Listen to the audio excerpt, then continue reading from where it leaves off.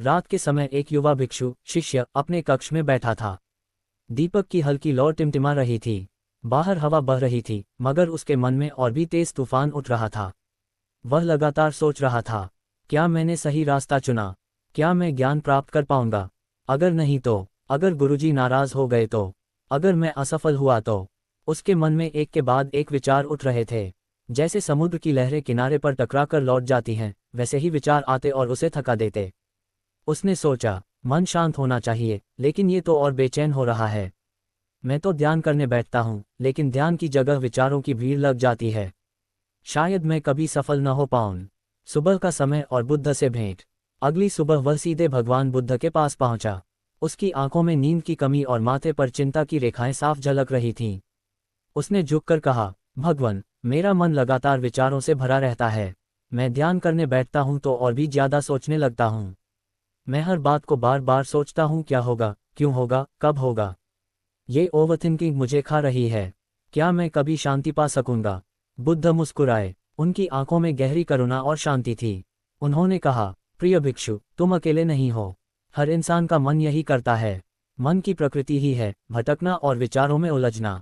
लेकिन इस मन को नियंत्रित किया जा सकता है। बाणों की कहानी। बुद्ध ने उदाहरण दिया। मान लो किसी इंसान को एक बाण लगता है।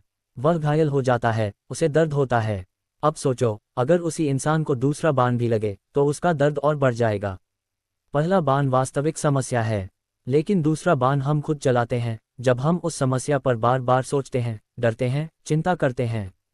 यही ओवरथिंकिंग है। तुम्हें समझना होगा कि जीवन में पहला बाण तो कोई भी झेल सकता है, लेकिन दूसरा बाण खुद मत चलाओ। भिक्षु का मौन। भिक्षु ध्यान से सुन रहा था।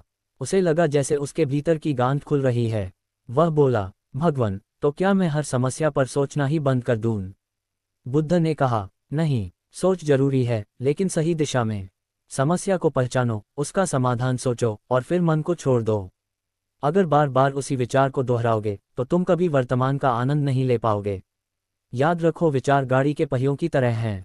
अगर गाड़ी को बार बार एक ही जगह घुमाते रहोगे तो वह आगे नहीं बढ़ेगी। शिक्षा की पहली चाबी। बुद्ध ने आगे कहा, ओवरथिंकिंग रोकने की पहली चाबी है वर्तमान पर ध्यान देना। जब मन इधर उधर भागे तो खुद से कहो, मैं अभी यहाँ हूँ। जो होगा देखा जाएगा। मन को सांस पर टिकाओ। एक एक श्वास को देखो। विचार आएंगे, लेकिन उन्हें पकड़ो मत। उन्हें ऐसे जाने दो जैसे आकाश में बादल आते और चले जाते हैं। भिक्षु की पहली साधना। उस दिन से भिक्षु ने बुद्ध की शिक्षा को अपनाना शुरू किया। वह रोज ध्यान में बैठता और जब भी विचारों की भीड़ आती तो वह बस मुस्कुराकर कहता, ये सिर्फ बादल हैं, मैं आसमान हूँ। धीरे धीरे उसने महसूस किया कि उसका मन पहले से हल्का होने लगा है। उसे पहली बार समझ आया कि सोच और ओवरथिंकिंग में फर्क है। सोच समाधान लाती है, लेकिन ओवरथिंकिंग सिर्फ चिंता। मन की भूल भुलैया। भिक्षु ने बुद्ध की पहली शिक्षा अपनाई थी। अब वह सांस पर ध्यान देना सीख रहा था। लेकिन मन का खेल इतना आसान नहीं था। कुछ दिनों तक सब ठीक चला, लेकिन फिर एक दिन वह परेशान होकर फिर से बुद्ध के पास आया। उसने कहा, भगवान, मैं आपकी बात मानता हूँ। मैं सांस पर ध्यान करता हूँ, विचारों को बादल मानकर जाने देता हूँ। लेकिन मन है कि मानता नहीं। कभी भविष्य की चिंता करता हूँ, कभी अतीत की गलतियों को याद करता हूँ। कभी लगता है कि मैं आगे बढ़ रहा हूँ, कभी लगता है मैं फंस गया हूँ। ये मन एक भूल भुलैया जैसा क्यों है? बुद्ध का उत्तर, मन की स्वाभाविक प्रवृत्ति। बुद्ध शांत स्वर में बोले, प्रिय भिक्षु, मन का स्वभाव ही है भटकना। तुम देखो, हवा का काम है बहना, पानी का काम है बहना, आग का काम है जलना। इसी तरह मन का काम है विचार पैदा करना। अगर तुम ये चाहो कि मन कभी विचार न करे तो यह संभव नहीं। लेकिन अगर तुम ये सीख लो कि विचारों में खोना नहीं है तो तुम मुक्त हो जाओगे। उदाहरण, बंदर और दर्पण। बुद्ध ने एक उदाहरण दिया। एक बार जंगल में एक बंदर ने दर्पण देखा। उसने उसमें अपनी ही छवि देखी और समझा कि कोई दूसरा बंदर है। वह छवि को पकड़ने की कोशिश करता, कभी उससे लड़ता, कभी उससे खेलता, लेकिन असल में तो वहाँ कुछ था ही नहीं। ऐसा ही तुम्हारा मन करता है। वह अपने ही विचारों को सच मान लेता है और फिर उन्हीं में उलझ जाता है। याद रखो, हर विचार सच नहीं होता। जैसे दर्पण की छवि असली नहीं, वैसे ही मन की बहुत सी कल्पनाएं भी असली नहीं होती। भिक्षु की उलझन। भिक्षु बोला, लेकिन भगवान, विचार तो अपने आप आते हैं, मैं उन्हें कैसे रोकूं? कई बार तो मैं अनजाने ही सोचने लगता हूँ। बुद्ध मुस्कुराए और बोले, विचारों को रोकने की कोशिश मत करो, उन्हें बस देखो। जब तुम किसी विचार को आते हुए देखते हो और उसे पकड़ते नहीं, तो वह धीरे धीरे खुद ही चला जाता है। समस्या तब होती है जब तुम विचार को सच मानकर उसके पीछे भागने लगते हो। कहानी किसान और भारी बोझ। बुद्ध ने एक और कहानी सुनाई। एक किसान था जो अपने कंधे पर भारी बोझ उठाकर चल रहा था। रास्ते में लोग उससे कहते, क्यों इतना बोझ उठा रखा है, इसे नीचे रखो। लेकिन किसान कहता, अगर मैंने बोझ रख दिया तो मैं खाली हो जाऊंगा, मुझे आदत हो गई है इसे ढोने की। आखिरकार बोझ ने उसकी ताकत खत्म कर दी और वह गिर पड़ा। ऐसा ही इंसान अपने विचारों के साथ करता है। उसे लगता है कि ये बोझ जरूरी है, लेकिन सच ये है कि बोझ छोड़ने पर ही इंसान हल्का होता है। साधना की दूसरी चाबी। बुद्ध ने कहा, ओवरथिंकिंग से निकलने की दूसरी चाबी है विचारों को देखो लेकिन पकड़ो मत।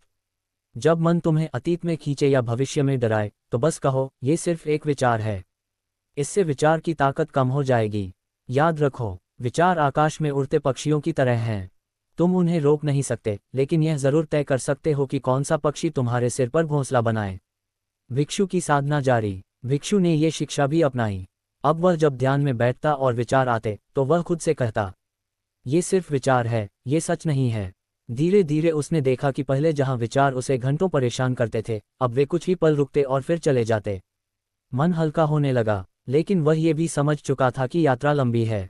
मुक्ति का मार्ग। भिक्षु अब पहले से शांत था। उसने बुद्ध की दोनों शिक्षाएं अपनाई थीं। वर्तमान पर टिकना, विचारों को देखना लेकिन पकड़ना नहीं। उसका मन हल्का होने लगा था, लेकिन पूरी मुक्ति अभी भी दूर थी।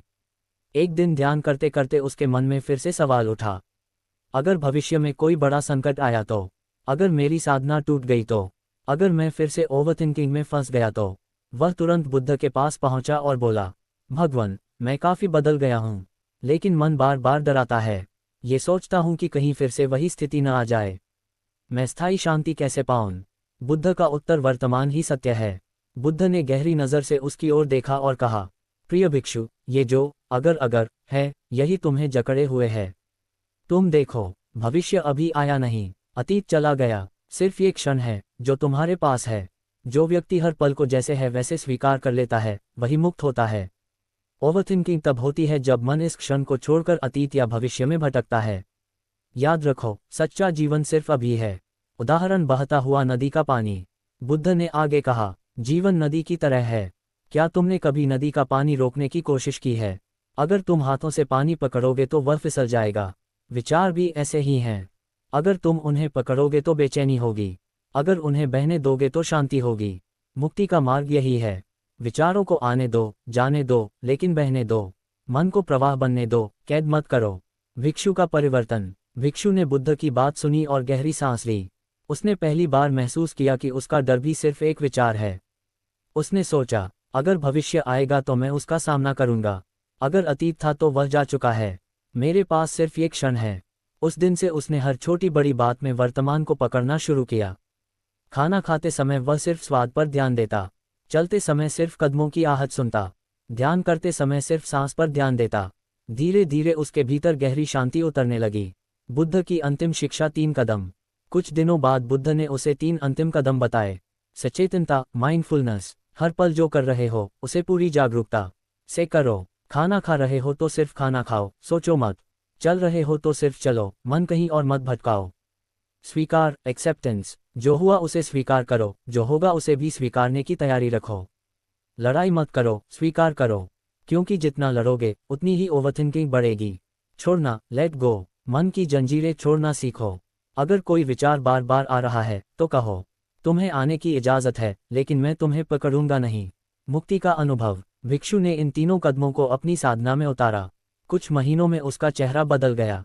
उसकी आंखों में गहरी शांति और मुस्कान थी। अब वह जब ध्यान करता तो विचार आते भी तो वह उनसे डरता नहीं। वह बस कहता, तुम विचार हो, मैं शुद्ध चेतना हूं।